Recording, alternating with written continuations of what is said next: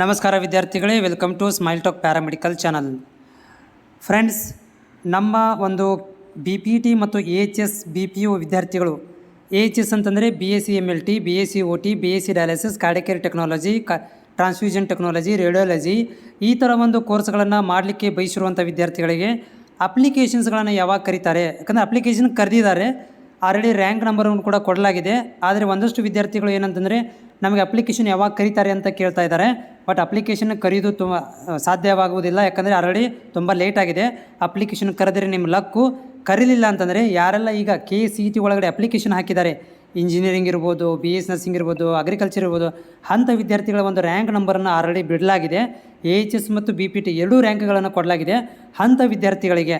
So ಈ ತಿಂಗಳಂತೂ counselling ಆಗೋದಿಲ್ಲ. ಮುಂದಿನ ತಿಂಗಳು ಮುಂದಿನ ತಿಂಗಳ 2ನೇ ವಾರ ತನಕ ನೀವು ಕಾಯಬೇಕಾಗತ್ತೆ. ಆವಾಗ ಏನಾದರೂ ನಿಮಗೆ ಒಂದು ಆದೇಶವನ್ನು ಕೊಡ್ತಾರೆ.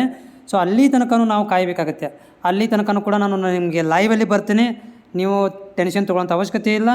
ಆಮೇಲೆ ಬೇರೆ ಕಡೆ ಅಡ್ಮಿಷನ್ ಆದರೆ ಆಗಲಿ, ಆದರೆ ನೀವು ಗೌರ್ಮೆಂಟ್ ಸೀಟು, ಗೌರ್ಮೆಂಟ್ ಕಾಲೇಜುಗಳು ಬೇಕಂತಂದರೆ ನೀವು ಮುಂದಿನ ತಿಂಗಳ ತನಕ ಕಾಯಬೇಕಾಗತ್ತೆ.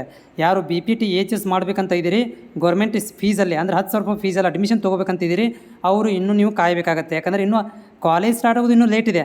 ಸೊ ಹೀಗಾಗಿ ಕೌನ್ಸಿಲಿಂಗ್ ಕೂಡ ಲೇಟ್ ಆಗುತ್ತೆ.